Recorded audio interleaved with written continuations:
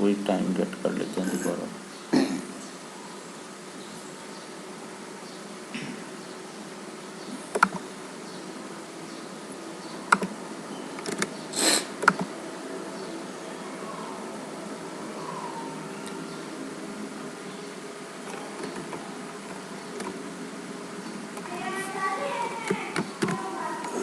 Sir वो नया किया है उस पर सी एडोब सी एस सर, उसमें 2-2 मिनट बाद जब इसको फाइल को सेव करें ना तो वो कहता है कि शेयरिंग वायलेशन कहता है।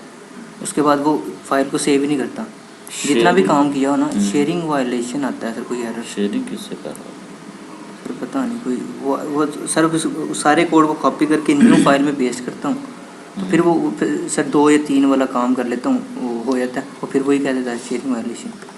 उसको फिर करके तो इस तरह काम किया था मैंने, बड़ा तंग कहना किया तो उसको। नहीं चाहिए उसको, अब देख लेते हैं। अच्छा जी, रिकॉर्डिंग शुरू। हाँ रिकॉर्डिंग शुरू कर दी है।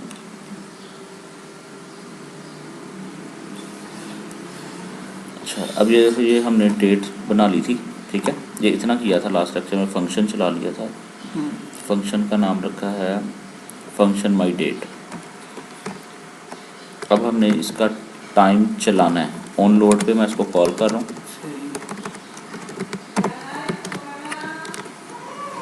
बॉडी है सर।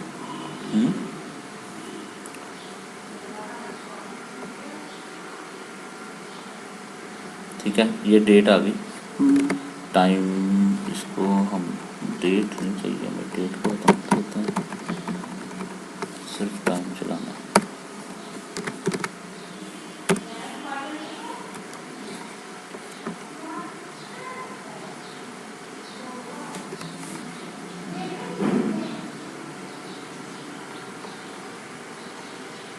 ओके, अब इसका टाइम वो मैंने बताया रिफ़्रेश। अब इसको ऐसा भी काम करना है कि हर सेकंड के बाद इसका ये टाइम जो है हम इसको रिफ़्रेश करें, ठीक है। हाँ, उसके लिए यूज़ करते हैं gate element by ID. Gate element by ID का बेसिकली काम क्या होता है कि हमने जिस जगह पे वो चीज़ डिस्प्ले करानी होती है ना, कोई भी चीज़, जैसे मैं यहाँ पे कोई इमेज रख देता हूँ, लाइक इमेज की जगह या कुछ टेक्स्ट लिख देता हूँ, ठीक है। अब जब मैंने इसको रन किया तो टेक्स्ट शो नहीं हुआ,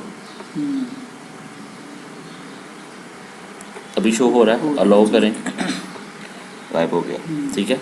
अब वो क्योंकि जब फंक्शन कॉल हुआ था ना लोड पे, तो वो फंक्शन चलता है तो बाकी चीज़ें जो HTML पे दी होती हैं वो गायब हो जाती है। हमने वो भी शो कराना है, ये भी करना है, ठीक है। और कुछ इस तरह भी करना है कि ये जो टाइम है उस टेक्स्ट के बाद आए या पहले आए, ठीक है ना।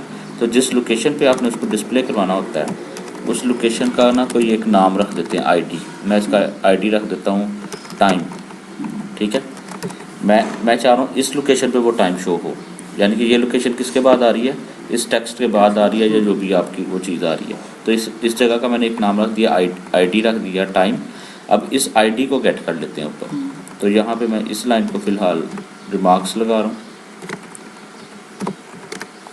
यहाँ पे करो document dot gate element by ID.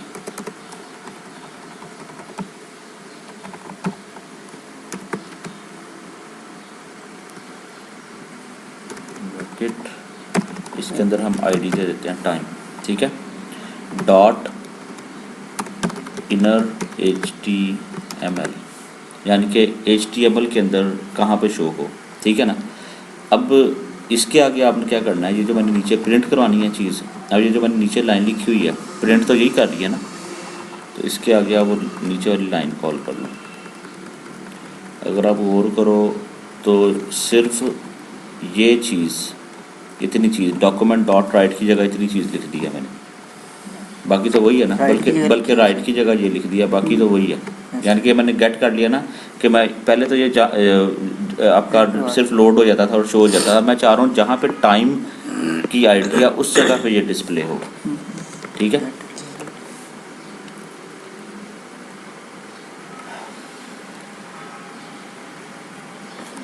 Display ही नहीं हो रहा।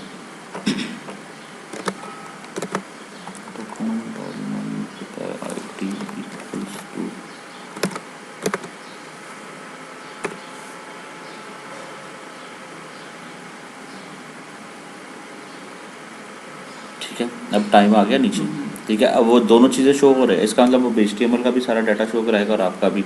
अब ये टेक्स्ट को आपने ऊपर टाइप को शो कराना है, नीचे शो कराना है, वो आप डिव उठा के जहाँ रख दोगे वहाँ पे आ जाएगा। अब रहेगी तीसरी चीज़ कि इसको मैंने रिफ़्रेश कराना है हर सेकंड के बाद, ताकि हाँ, ये सेकंड चलते टाइम रहते हैं। चेंज होता रहे। तो रिफ़्रेश हमने बेसिकली इस फंक्शन को ही करना है हर सेकंड के बाद। तो इस फंक्शन के अंदर एक वो है फंक्शन है set time out.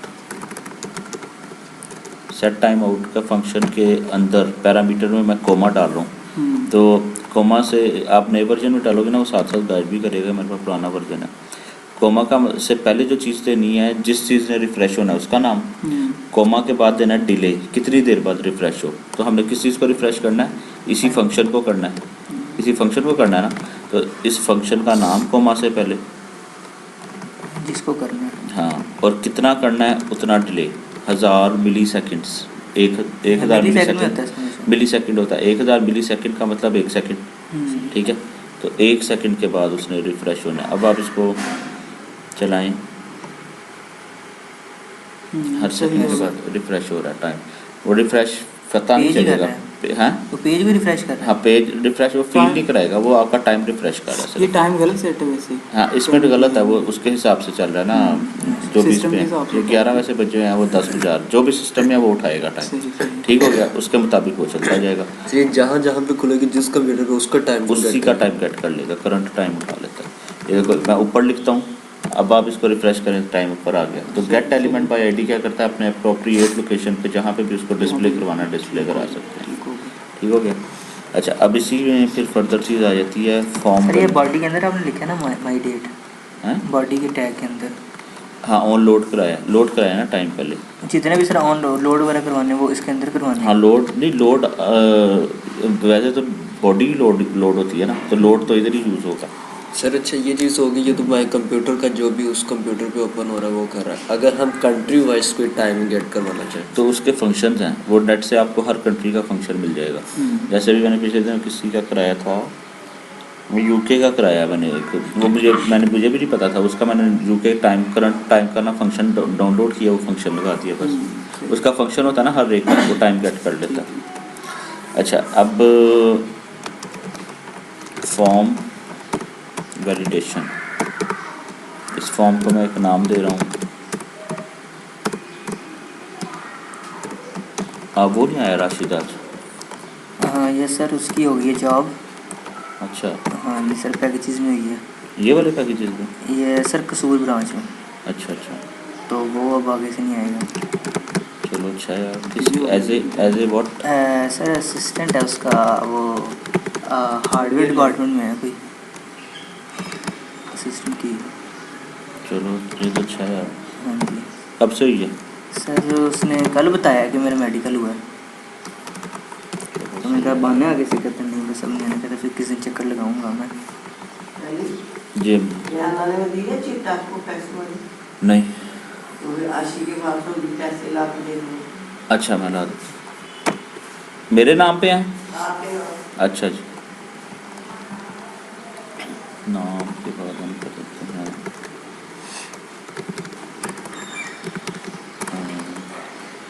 Email txt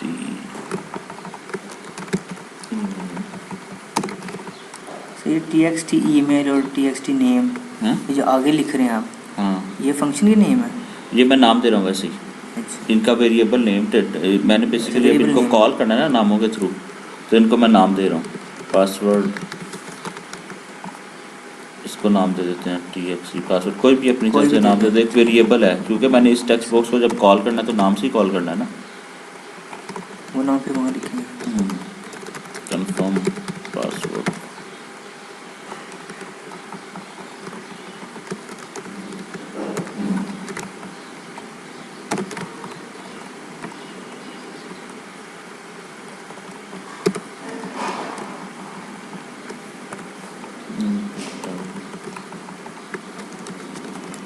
submit.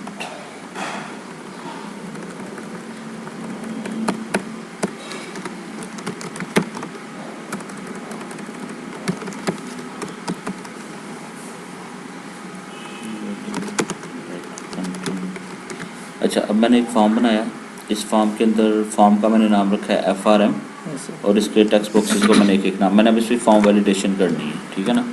Like मैं फॉर्म वैलिडेशन का मतलब जैसे होती है ना मैंडेटरी फील्ड होती है कि आप इसको सबमिट करो, मैंने किसी पे कुछ नहीं लिखा तो मैसेज आ जाए आपने नेम को क्यों नहीं फिल किया, ईमेल को क्यों नहीं फिल किया, ठीक है। तो उसके लिए अब इसका अपने नामों को ज़हन में रखना है। नेम FRM है और उनके टेक्स्ट बॉक्सेस को एक एक नाम असाइन कर दिया। यहाँ पे मैं कर रहा हूँ एक फंक्शन बना रहा हूँ, function form underscore validate.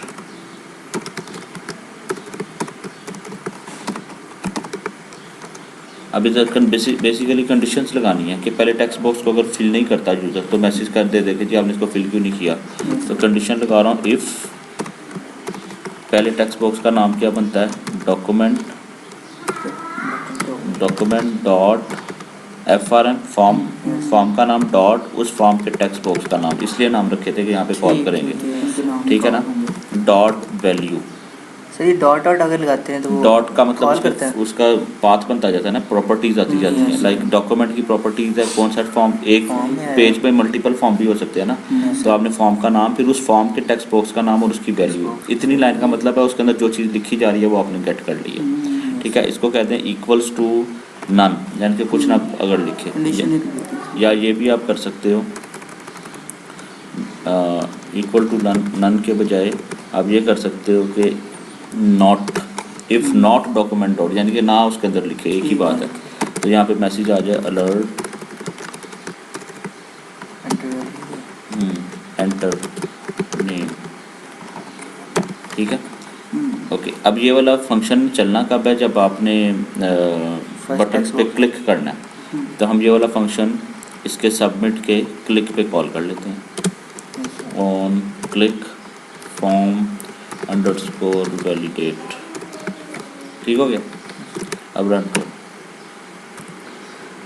Continue, enter name, वो कह रहा है पहले नेम एंटर करो। सर सबके डाल हाँ, देंगे। इस पे मैं लिख देता हूँ, अब मैसेज नहीं देगा, ठीक है। इस तरह ये सब का हम कर लेते हैं, ये कंडीशन है।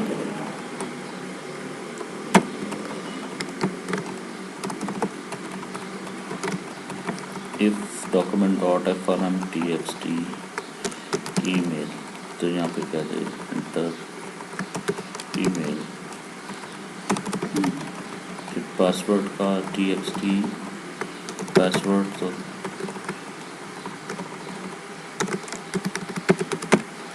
Enter password. अच्छा लास्ट फिर इसमें आ जाता है।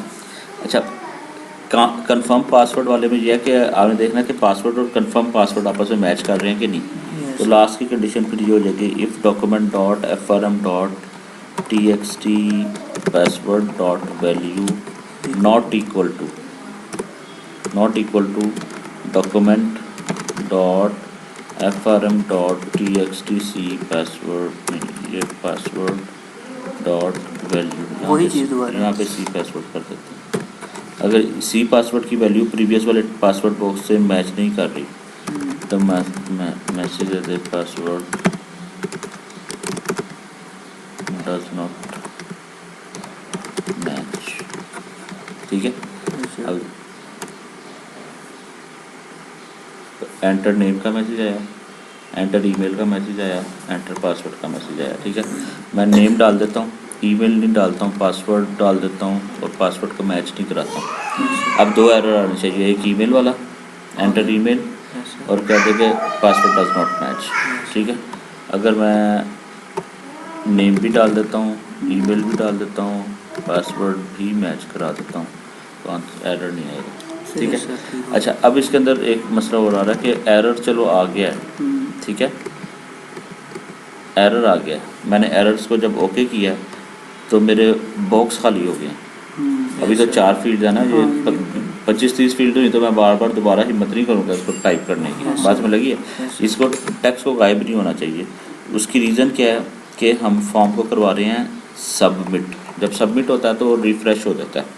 आप इसका नाम से इसको सिर्फ बटन टाइप का बटन बनाएं, चीज़ वही है, ठीक है ना। सबमिट नहीं होगा फॉर्म। अब इसके अंदर अगर एरर आ भी जाता है, एंटर ईमेल डाटा पड़ा हुआ, ठीक है। अच्छा अब तीसरी चीज़ क्या आ जाती है कि अब जिस टेक्स्ट बॉक्स में एरर है, एरर है तो कर्सर ऑटोमेटिकली वहाँ पे पहले से ही आ गया हो। ये सर वो रेड सा हो जाता है। हाँ, रेड हो जाए या कर्सर आ जाए, ठीक है, फोकस उसके ऊपर आ जाए, तो आपने यहाँ पे क्या करना है,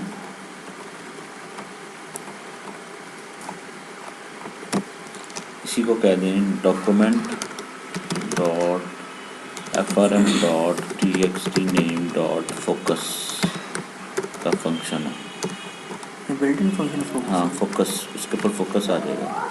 सर ये मैं जितने ज़्यादा इसके बिल्ट इन फंक्शन ज़्यादा समझ नहीं होंगे कौन कौन से हैं। तो वो सारे जब आप नए वर्जन में काम करोगे डॉट लिखते हो फंक्शन सारे ही दिखा देता है खुद ही। नहीं सर।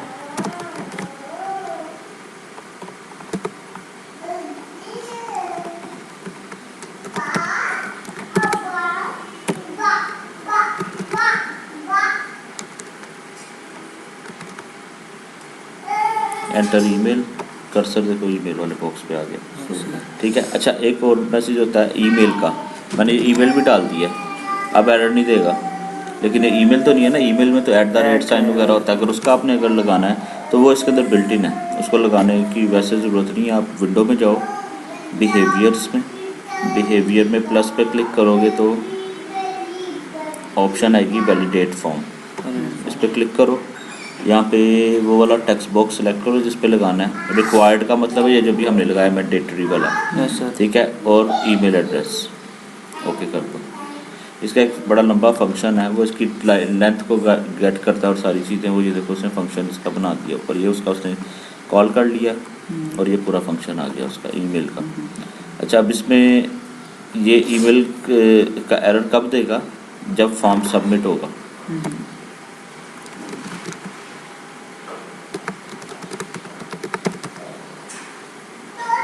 अब उसने एरर नहीं दिया, ठीक है ना, वो चला नहीं है उसमें। आप क्या, हम क्या करते हैं, जब ईमेल के ऊपर ही आपने लगाना है ना, तो फिर आप यहाँ पे जाएं, ये जो ऑन सबमिट वाला है, सबमिट करने पे लगाना, क्योंकि सबमिट के ऊपर मैंने पहले से ही एक फंक्शन लगाया हुआ है।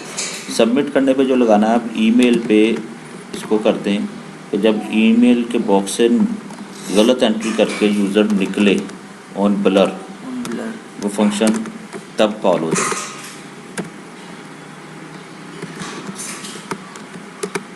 जैसे मैं निकला भी, मैंने डी हाली डाला तो उसने कह दिया ईमेल एड्रेस प्रॉपर डालें, तो वो @साइन के साथ अगर आप डालोगे ना तो फिर एरर नहीं देगा, ठीक है। अब उसने एरर नहीं दिया, क्लियर हो गया। Yes sir. ये फॉर्म वैलिडेशन है। सर पासवर्ड में दूसरे फॉर्मेट में होता है, पासवर्ड ही उसी में शो करते हैं उसके अंदर। किसमें, वो ये text में आ कर्सर, रहा है। वो स्टैरिक्स पासवर्ड कर दो, टाइप पासवर्ड,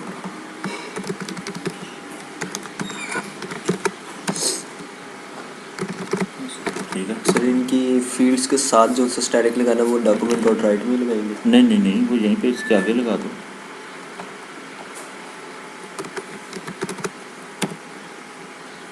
स्टैटिक साइन आगे लगा दो, ठीक है। ओके, फिर इसमें क्या तो सर इसमें एक और चीज़ आ रही है कि अगर जितनी ज़्यादा फील्डें हम एंटर नहीं करते हैं, वो अब फॉर्म तो बहुत छोटा सा कर रहे हैं, जब हम बड़ा पेज बनाते हैं फॉर्म ज़्यादा फील्ड्स वाली, तो उसने फॉर एग्जांपल उससे गलती से प्रेस हो गया सबमिट का, अब वो जब तक सारे एरर्स वो ओके नहीं करेगा जब तक नहीं होगा, वो एक ही एरर्स के ऊपर पहले फिक्स कर दे और अगले एरर शो ही ना करे। एक ही एरर पे, जैसे फॉर्म पे जाए, अब देखें यहाँ पर आप कंटिन्यू करते हैं और पहले आप मैसेज डिस्प्ले करेगा, नेम नहीं एंटर किया, फिर ईमेल नहीं एंटर किया, फिर हाँ, पासवर्ड नहीं किया, फिर वो आप डॉक्यूमेंट यही कर लो ना, यही वाला एक तरीका कर लो, फिर वो तो मैंने भी ये वैसे बनाया ना। इस फंक्शन को आप गेट एलिमेंट बाय आईडी वाला कर दो ना, आपने जैसे अक्सर आप फॉर्म देखते हैं उसके आगे एरर शो कराना शुरू कर देते हैं, तो आप ऑन ब्लर पे लगाते हैं, जब ऑन ब्लर पे गेट एलिमेंट बाय आईडी आपने यहाँ पे डिस्प्ले वो आईडी किया हुआ है, गेट एलिमेंट बाय आईडी, उसके आगे एरर आ जाएंगे, वो तो मैंने वैलिडेशन, स्टार लगाया वैसे। हाँ वैसे कर दो, कॉल हो जाएगा। अच्छा, मैंने कैलकुलेटर वाला बताया था, यस सर कहा था। बता दिया था। नहीं सर करवाया नहीं कभी। अच्छा, उसके अंदर देखो एक सिंपल सा एक है, इसका फंक्शन है fr form name equals to calc form,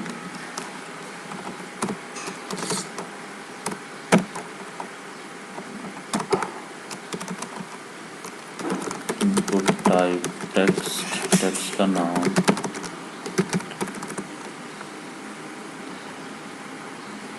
first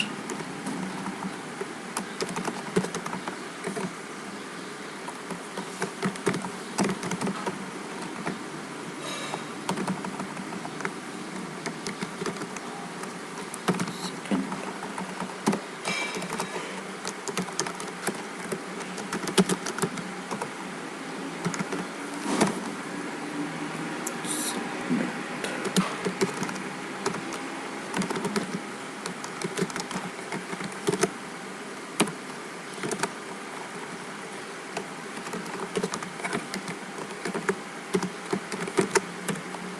अब इसमें हमने ये करना है कि मैं जो इसके अंदर टाइप करूं, यस सर। एवेल्यूएशन के बटन पर क्लिक करें तो जो इसमें टाइप किया वो इसके अंदर कॉपी हो जाए। अब एक ऐसा फंक्शन बनाना है जो पहले टेक्स्ट बॉक्स पे टाइप किया है दूसरे में वो कॉपी हो जाए। तो मैं यहाँ पे एक फंक्शन बना रहा हूँ,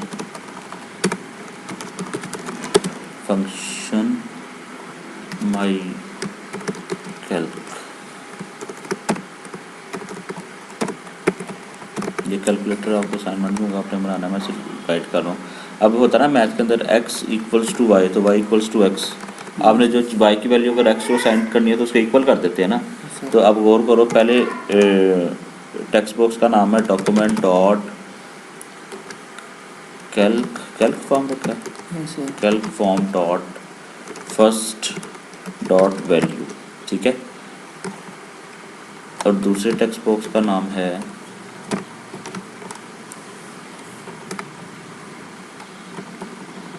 सेकंड डॉट वैल्यू, यही है, ठीक है ना। ये दो टेक्स्ट बॉक्सेस के नाम आ गए, वो जो दो लिखे हुए हैं। अब मैंने क्या करना है, जो फर्स्ट वाले में जो लिखा जाए दूसरे में वो कॉपी। जब क्लिक हम ये वाला फंक्शन चलाएं तो वो सेकंड में कॉपी हो जाए। तो इसके आगे इक्वल डाल के हम अगर ऐसे करते हैं तो वही नहीं बन गया x equals to y. Yes sir. ये x है, ये y है, ये y है, ये x है, जब ये कॉपी ठीक हो गया। बस अब ये वाला फंक्शन हम कॉल करा लेते हैं एवेल्यूएशन के बटन पे।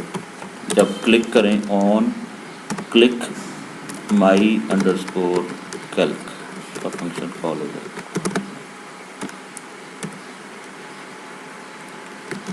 जो मैंने इस पर लिखा है एवेल्यूएशन पे क्लिक किया है,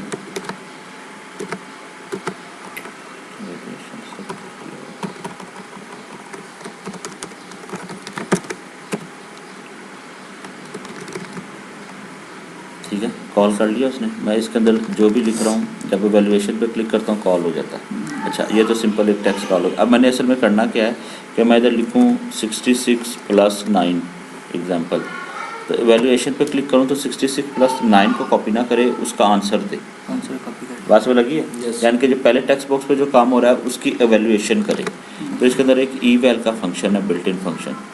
एग्जाम्पल मैंने ईवैल का फंक्शन क्या है कि मैंने 66 + 9 का आंसर लेके आना है। अगर मैं 66 + 9 को इसके अंदर लिख दूंगा ना, ई वैल के अंदर 66 + 9, तो इसका आंसर दे देगा 75। इसका मतलब है जो चीज़ ये टेक्स्ट बॉक्स के अंदर आ रही है उसकी हमने वैल्यूएशन करनी है। तो ये कौन से टेक्स्ट बॉक्स में आ रही है ये चीज़, पहले टेक्स्ट बॉक्स में, यस सर। ठीक है। तो अगर मैं इस पहले टेक्स्ट बॉक्स को ई वैल के अंदर रख दूँ तो एक ही बात नहीं है, क्योंकि इसी टेक्स्ट बॉक्स के अंदर ई वैल की वैल्यू आ रही है ना। Yes sir. ये इसमें वो जैसे वैल्यू आ आ रही रही है जो वो हाँ। प्लस सम होगी। हाँ, अब जब इस टेक्स्ट बॉक्स को इवैल्यूएशन पहले इसका एज इट इज़ कॉपी कर रहा है डाटा, अब क्या होगा, जो भी इसके अंदर डाटा लिखा जाएगा उसकी इवैल्यूएशन करके कॉपी उसका आंसर देगा इसमें। 66 + 9 इवैल्यूएशन, ठीक है, plus 876 yes sir. Minus 8876 divided by 45 multiply by जो भी करना है उसकी वैल्यूएशन कर देगा। Yes sir. ठीक हो गया, ये क्लियर है। Yes sir. अच्छा, अब इसके हिसाब से आप लोगों ने ये बनाना कैलकुलेटर, ये वाला एज इट इज़ ऐसी चीज़ बनानी है, सिर्फ ये ना हो, इसकी ज़रूरत नहीं है, सिर्फ नॉर्मल कैलकुलेशन हो, प्लस माइनस हो जाए। Yes sir. अब इसमें करने का तरीका मैं थोड़ा सा गाइड कर देता हूँ, ज़रा आइडिया हो जाएगा। तरीका क्या है कि सारा इकट्ठा नहीं बना लेना। ये टेक्स्ट बॉक्स है, ये वो वाले बटन इनपुट बटन हैं ये वाले, ठीक है ना, उनको 1 2। इसका मतलब है 7 के बटन की वैल्यू 7 रखी होगी तो 7 आंसर आएगा, 8 के बटन की वैल्यू 8 रखी होगी तो 8 आंसर आएगा। पहला काम आपने क्या करना है, एक ही बटन बनाना, जैसे 7 है, और ट्राई करना कि 7 पे क्लिक करने से 7 कैसे आता है वहाँ पे। पहला तो ये काम करना है कि 7 पे क्लिक करें तो टेक्स्ट बॉक्स में 7 आ जाए। ठीक हो गया। दूसरा काम फिर आपने क्या करना है, दोबारा 7 क्लिक करना है। जब दोबारा 7 किया तो 77 आया, जब आप करोगे तो 77 नहीं आएगा, वो 7 के ऊपर ही पुराना 7 को रिप्लेस कर देगा, वो नई वैल्यू आएगी नहीं। यानी कि आप 8 भी करोगे तो 8 नहीं आएगा, पुराने करेक्टर के ऊपर ओवरराइट कर देगा। अब यहाँ पे हमारा आ जाता है कि हमने ऐसा कोई काम करना है कि प्रीवियस वैल्यू और नई वैल्यू कंकैटिनेट होके आए। Yes sir. ठीक है, तो उसके लिए मैंने आपको एक ऑपरेटर बताया था, x plus equals to y वाला। अब आप गौर करो, x एक वैल्यू है, y दूसरी वैल्यू है। x टेक्स्ट बॉक्स है जिसके अंदर आउटपुट आ रही है, प्लस होके y जो आप नई वैल्यू दे रहे हैं, या y टेक्स्ट बॉक्स है तो कंकैटिनेट होके आएगा ना प्रीवियस आंसर। तो आपने ये करना है कि जब आप इस पर क्लिक करें किसी टेक्स्ट बॉक्स पे भी, तो वो पहली वैल्यू और जो नई वैल्यू दे रहे हैं उनको कंकैटिनेट करके डिस्प्ले करें। जब इतना काम भी हो जाएगा, सर वो एक्स को प्लस करके वाई में सेव करते हैं। हैं वाई टेक्स्ट बॉक्स है ना, या एक्स टेक्स्ट बॉक्स है, इनमें से एक एक्स है एक वाई है। यस। ठीक है, उनको कंकैटिनेट ही करना है ना। तो जब कंकैटिनेशन हो जाएगी तो इसका मतलब अब इस तरह से हमारा आना शुरू हो गया। अब आपने तीसरा काम ये करना है कि प्लस करो, प्लस भी यहाँ पे ऐसे शो होना चाहिए। ठीक है, नहीं ऊपर ना शो हो, बेशक नीचे शो हो जाए आप वाले, वो तो सेपरेट कराना पड़ जाएगा ना। ऐसे इधर शो हो जाए जब प्लस आ गया और जब 9 करोगे, ठीक है, तो ये वही चीज़ नहीं बन जाएगी जो अभी हमने की है, पुरानी वैल्यू प्लस नई वैल्यू। फिर आपने वो जो ईवैल वाला फंक्शन है ना, इक्वल पे लगा देना, आंसर आ जाएगा। सारों की वैल्यू इनपुट करवा के इक्वल पे ईवैल वाला फंक्शन लगा देना। और इवल का एक ही फंक्शन प्लस माइनस सारे करेगा। सारा कुछ करता है जो भी इस टेक्स्ट बॉक्स के अंदर आ जाएगा। बड़ा आसान सा है, लेकिन इसको आप स्टेप बाय स्टेप करोगे ना, जैसे मैंने बताया कि एक कर लिया, फिर दूसरा पोर्शन करना है, फिर तीसरा